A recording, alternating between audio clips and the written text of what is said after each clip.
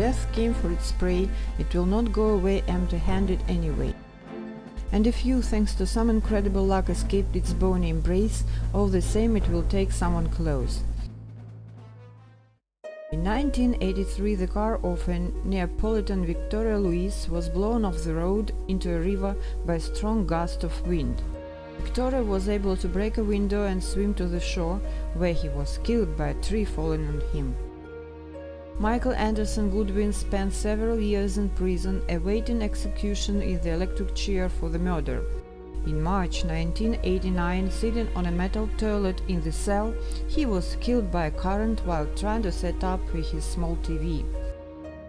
Poacher Marina Malibra, who had shot a deer standing on a rock above him, was killed by a fallen animal carcass.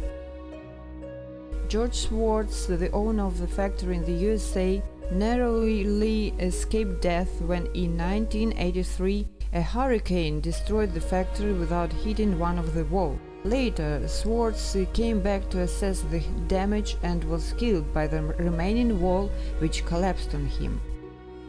In 1996, Jacob Oily tried to commit suicide. When he set himself on fire, he got scared and jumped into the water to put out the fire. Unfortunately, he couldn't swim and drowned. Being depressed, 42-year-old Romolo Ribolo from Italy was sitting in the kitchen with a gun and threatened to kill himself. His wife spent an hour trying to persuade him not to do it. Finally, she succeeded. Bursting into tears, Romolo threw the gun on the floor. The gun shot and killed his wife. A certain Jake fan decided to scare his wife, who had exhausted him with her grumbling, and faked his hanging. Arriving home, his wife found her husband hanging, screamed and fainted. At the sound, the neighbor came running and, having seen two dead bodies, decided to get some good haul. Coming out of the house with her prey, she got a kick from hanging Mr. Fan and instantly died on the spot of a heart attack.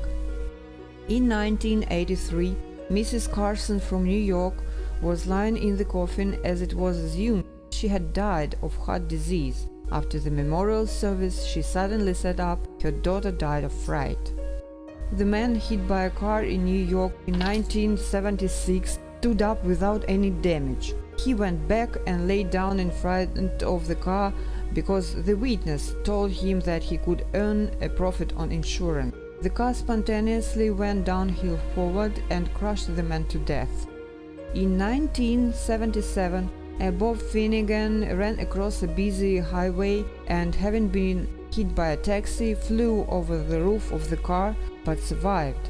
The taxi fled and Bob was left lying on the road. The following car drove over him and fled too. A crowd of onlookers gathered. Having no time to brake, a truck ran through the crowd and left 3 wounded and barely alive Bob. When the fourth car was passing through, the crowd subsided and the car crushed the man, who suddenly appeared on the pavement. That's all that I wanted to tell you. And again, I'd ask you to share this video in networks. It really helps to promote this channel. And of course, don't forget to click like and subscribe. Thanks, bye.